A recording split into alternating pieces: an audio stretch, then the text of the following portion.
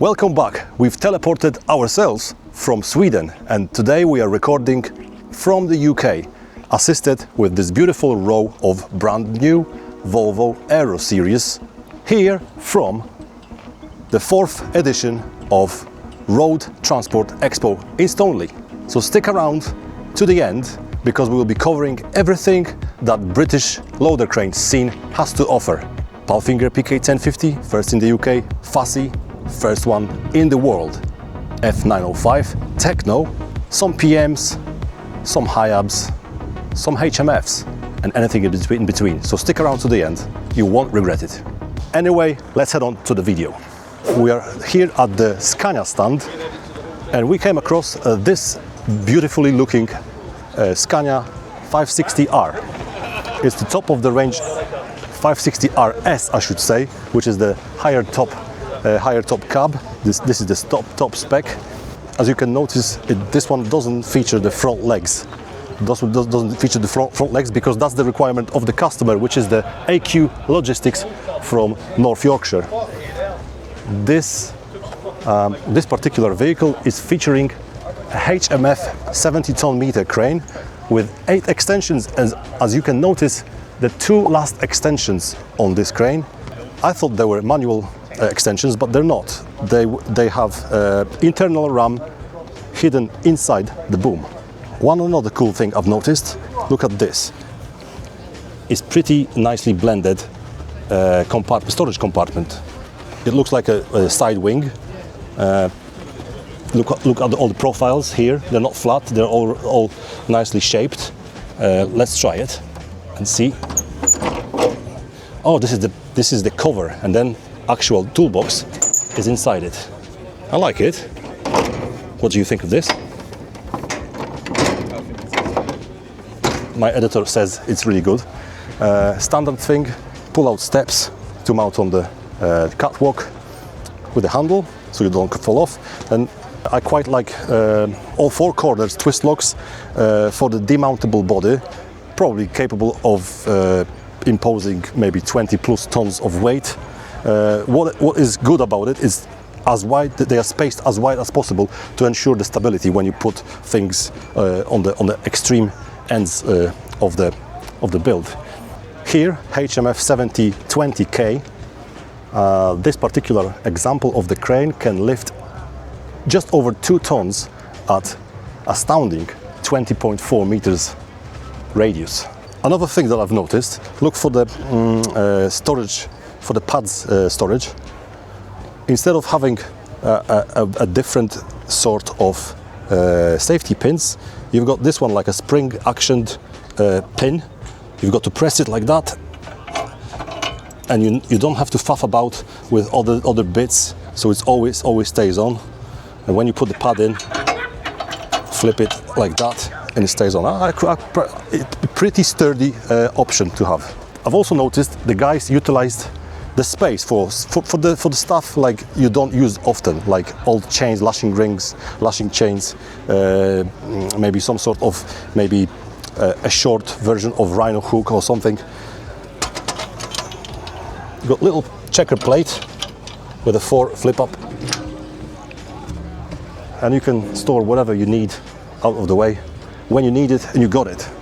Let's come around further to the front on the driver's side. This particular vehicle, as you can see, is the 6x2 chassis. This is what I've noticed. This crane is folded on this side, so I assume you've got storage compartment for your chains right under the arm of the crane. And you can see here is covered the under crane tray for the chains is covered with a tarpaulin or some sort of covering, because that's the new legislation in the UK.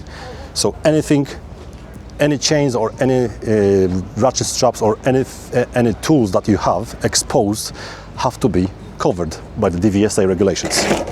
And this one is done with simple solution with a Velcro, so it doesn't get blown off by the wind. Nice and simple. And by the way, this particular build has been put together by Massey Truck Engineering, based in Sheffield, down in South Yorkshire. Now let's put some Craneformers energy into the max mix. Here we've got two, not one, but two F905s Technos, guys, Technos, a lot of dancing. On the left we've got the very first ever produced Fassi F905, replacing the all tried and tested Fassi F820s, which probably are being phased out. Then this one on the left is, as you can see, the rigid vehicle, and here on your right, on this side, opposite side, we've got another 905, which is the Series 2, the serial number 002, built on the tractor unit, on the DAF, on the brand new shape of the DAF. Let's have a closer look. It's obviously built by Max Truck Sales. Beautiful decals for the demonstrator unit, which is already sold, by the way. This the first example of this crane, Techno, is the replacement. This particular F905 is a replacement for all tried and tested Fassi F820, which is being phased out slowly. So I believe. Let's have a look at a few details of this vehicle. You've got a pull-out bar, nothing special, yeah, because you need to have the access to the bed. You climb onto it, and the last step is a non-slip surface, which is pretty good because I remember I've slipped off a few times stepping on something like that, which is pretty dangerous if it's not properly protected like this, non-slip material. Along with the bed, on the edges, you've got these lifting load securing lugs from Rudd. Lifting load securing capacity is 13.4 tons. Also, we had a brief chat with Peter, which we give it a shout out to. Great content, by the way, Pete. And the guys behind the camera. He also showed me that this body is finished with, he put the name to it, I forgot the name of it. Basically got little grooves. And what these grooves do is when you actually put the ratchet straps over, so make sure you can ensure that the hook side, it doesn't slide forward and backwards, so it stays in one place in case you are trying to pull the load backwards or forwards. So that's a good, cool little detail. Next we've got twist locks, extendable to accommodate different widths of containers and cabins. They've got their own in-house stainless steel toolboxes with a nice drawer compartment, capable for holding up to 100 kilograms. So it's good, decent for chains or plenty of ratchet straps, for example. I mean, ratchet handles. They once you mount so many of them, they can become a bit heavy. Next along, we've got another storage compartment between the axle 1 and 2. We've got pad holder on top of the nicely finished stainless steel mudguard. We've got some more storage, for example, for more ratchet straps or other chains or any lifting devices. What else? We've got lit up marker boards, full size, stainless steel, very rigid and sturdy. Pull out with this little bolt. We also have on this headboard here, we've got hooks. They probably could be a little bit closer so you could reach easier without actually climbing on top of the vehicle, because sometimes you have very picky site managers wanting you to put the harness on before you actually climb onto bed. Obviously in this case it's irrelevant because you've got mounting points to get onto the bed, and you have handles with this post, which is the necessary requirement for working on site. This is called fall protection system for anyone walking without the harness or inertia reel. We also have, well, this is another thing. I don't see any ladders, yeah? So there's no ladders on the headboard, no ladders on the front between the cab and the crane. Where else could they be? And here they are. They are nicely stored in this compartment. Full size, three extensions, full width ladders, away from trouble. And that's what I like. Right in front, between the rear beam stabilizer and the VBG drawbar trailer coupling. It's a nice utilization of space. I like it, guys. We've got next extension bar with adjustable twist locks, for example, for carrying 30-foot load like containers or cabins. We've got the reversing camera. This pull-out manual bar, so obviously you lift it up Obviously you shorten the extension bar and you can hitch onto the drawbar trailer. Oh, look, these ladders again on the other side, they are accessible from both sides. That's even better. We've got some more storage compartments. Let's have a look inside. I'm being nosy. There's another compartment, I believe that's another 100 kilograms of your storage waiting to be filled. We've got another storage compartment here for some more tools for the job, like lubricants, some pads, rubber pads or stuff like that, easily accessible when the crane is unfolded. And another storage compartment between axle 2 and 1. And these struts are the storage compartment for the front-mounted pads. So basically these pads here on the front, when they lift up, you carry them and you put them on these struts out of the trouble. See the difference between the front legs on this Volvo and this DAF? Look, it's a pretty slimline system. It only produced by, for example, 20 centimeters, yeah, about, I don't know, a foot, maybe even less. On the articulated configuration crane, you've got pads, not on the outside, but on the inside. That's what DAF was able to come up with to accommodate for the front legs behind the front bumper. Not sure what's the capacity, if there's any capacity difference between the front legs on the Volvo and on the DAF, you let me know in the comments. What's the difference between the Arctic mode? Well, in this current mode is a rigid mode in disguise, because it has a demountable body sat on these 4 twist locks on 4 corners and a 5th wheel. If you demount that body, obviously undo the twist locks, lift it out, put it away, and then this vehicle becomes a 100% tractor unit capable of pulling semi-trailers, flat trailers or wafer decks. Let's focus on a bit of safety side. This demountable body, a platform, also features the capacity for keeping people safe, not to fall over if they feel a little bit dizzy because of work at height. Moving on to the side storage trays, for example, we've seen on the HMF build by AQ Logistics, they had the, as we know per UK regulations, all the storage compartment has to be covered.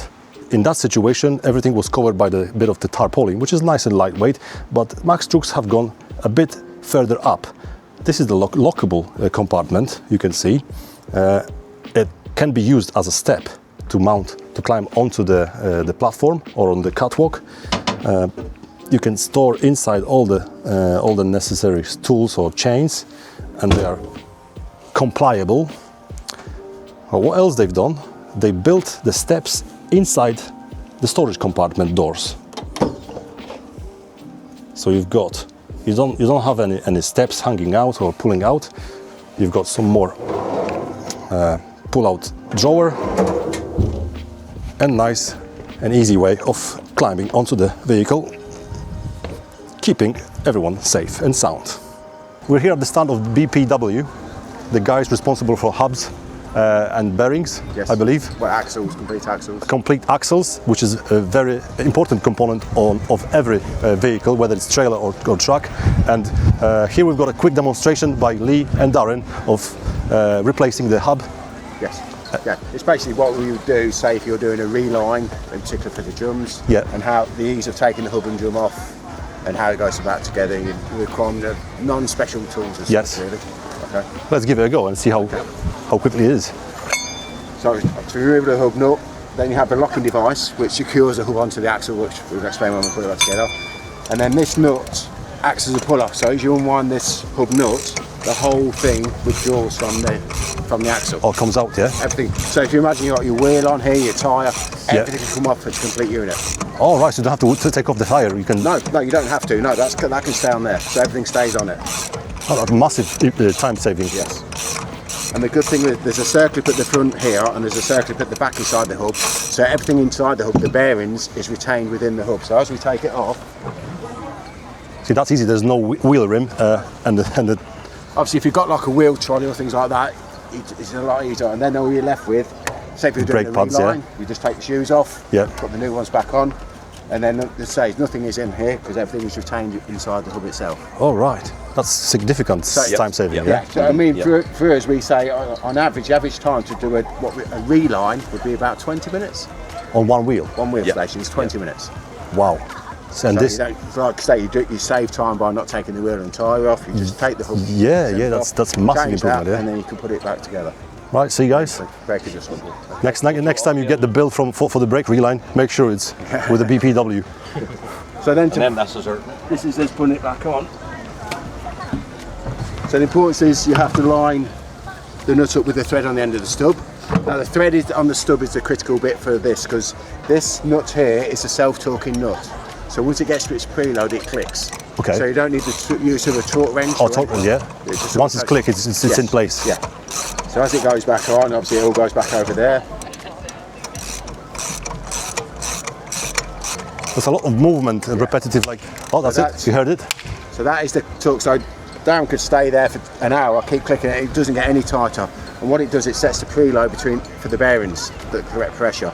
It roughly clicks off between about 90 and 120 Newton meters, which on our smaller, older axles, you used to have to use a torque wrench. But now you don't, you just use that. So again, for roadside, you don't need any specialist tools. A lot of people don't come because there's a requirement, you've got to retort it after 50 miles, when you wheel change or something. Not with that. No. So you're just good to go for the next. And then the critical thing pit stop. The critical thing you have to put in is a safety device. So this clip, which Darren's putting in there, that stops the hub coming off the axle. Right. So that's the critical. So that locks it in. There's teeth on the block there. So there's a very crucial part of which interlock with the teeth on the nut. So that stops the hub unwinding and coming away from the trailer. And then the last thing you put on is the hub cap, because the hub cap is the main seal for the outer bearing. Right. So it stops all the contaminants getting into the hub and the contamination in the bearing. It's brilliant. And we've learned something new. Thank you very much for the demonstration. No problem. Okay. Pleasure. Nice one. Okay, thank you. Thank you. Okay, let's kick off with the stand of Hiab. Here, behind me, we've got a signature vehicle, the Hiab 658 with 6 extensions version, mounted on the articulated Scania R500 non-V8 because it has a straight 6 engine. First thing that we can note is this front support leg system. As you can see, if you come from the side here, it features pretty slimlined system, so it doesn't protrude too much. And first thing that you can notice, the legs are mounted as wide as it can be, meaning that they don't go further than the light system is, to enable, especially in the most difficult scenarios, when the operator is trying to lift in the furthest corners of the front, like 45 degrees either side, to enable the greatest stability. You can also see probably the signature for this company, which is the Explorer. They have these decals mounted on top of the shield of this front-mounted support leg system, making it blended with the rest of the graphics, making it look like as if there was no front leg system at all. Let's come around further to the back. First of all, you can see here, nice little detail, a storage for cones. Very overlooked in many builds, but here they are. You can flip that little safety pin, unplug it and take the cones out as and when you need them. Also, you've got nice storage system. You need plenty of storage when you are crane operator. What I like here is you've got top pads mounting. I mean the storage for the pads, 2 on top of each other. One is for one of the front legs and this front leg, and then further down on the back you've got another storage compartment for the rear leg, which is mounted on top of the in-between axle storage. 4 chains, for example, which is pretty cool. Coming back to the crane, this crane is a 6 extensions, as I mentioned before. By the look of the duty chart, it can lift 2.2 tons at nearly 17 meters. I would say about 16.8. Also, really pretty crucial thing, when you open the crane, you need to have your chains, which are right under your arm. So here they are placed. As you can see, it's all built by Hiab Frameworks in Netherlands. Next to it, you've got handle with the steps, pull-out steps, and a non-slip surface plate to climb onto the access point for your SUSIs and all the airlines for your trailer. Not often we can see PM cranes which are now owned by Tadano, as we saw at Bauma, and here we are at the stand of Truk Hydraulics based near Doncaster, northeast England. We've got a couple of builds, well, 3 builds that are already mounted cranes, 2 with PM65s which are being phased out slowly by that nicely looking updated shape of the PM70.5. I can tell you straight away that the weight difference for the same configuration crane is about, my editor said, is 500 kilograms. But the weight advantage of lifting is pretty significant. For example, this configuration of PM65, for example, this one has 7 extensions main boom. Forget the fly jib for now. You can lift 2.66 tons at 17.5 meters. And if we go to the equivalent length, 7 extensions PM70.5, the same amount of extensions gives you 18.2 meters and capacity of 2.79, nearly 2.8 tons. So it's a longer boom for the same configuration, bigger lifting capacity at the expense of only 500 kilograms. Not only that, you can also fit it, because the 70 ton meter versus the 65 ton meter is slightly narrower, so it gives you more space for the loading deck or the trailer. I would say that's a worth trade-off. Someone has listened to our recommendations from the few months ago, and look at this little detail of this cutout under crane chain tray. The edges are protected with this polymer or rubber edge protection to save it from accidentally catching by the hook. That's really good, guys. I like it. What we also noticed on this build, you've got a storage compartment for your pads, standard, with the nice doors and the lock, T-lock system. But not only that, you've got checker plate catwalk, like a part of the catwalk, so you can stand onto it. Maybe this build is not finished, but it probably needs a pull-out ladders yet. Forget what I've just said, I was wrong, because this is obviously British build with the steering wheel on the right hand side, so when the driver comes out, it's right here. So the pull-out ladders are right on this side, so you don't have to walk around to reach for your SUSIs to connect and disconnect your trailer. We've stumbled across a mega lift. This is the side loading trailer, currently loaded with a 40-foot container. We saw it before at the demonstration. Next to it, well, it's not directly next to it, but a few steps ahead, we've got a Hammar, a Swedish version of the side loading systems, demonstrating a lifting of a 20-foot container. And from what we understood when speaking with the representative from Macmillan's, which is the dealer and service people here in the UK, the only one, I believe. This particular example has an extendable trailer, so it's a trombone trailer to accommodate for 20-foot, 30-foot, 40-foot and 45-foot containers. So this crane can lift all those mentioned sizes of containers. The max capacity of this system, from what I understand, is 35 tons. I'll have to ask Jamie, which is the MD from Macmillan's, to correct me if I'm probably wrong. No, this is the 6th. This one is for sale, a Hammar 110HC with a lifting capacity of 36 tons. And look, you can even lift a 10-foot container, so you can shrink it to 10 foot to accommodate for 10-foot containers.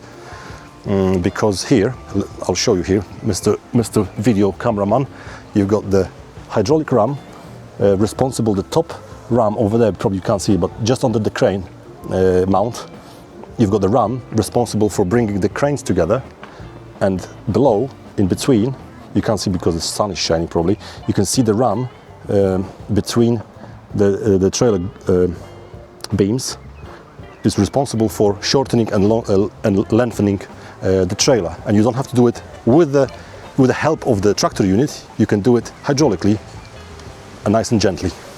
We finally got the chance to reach to Palfinger UK stand.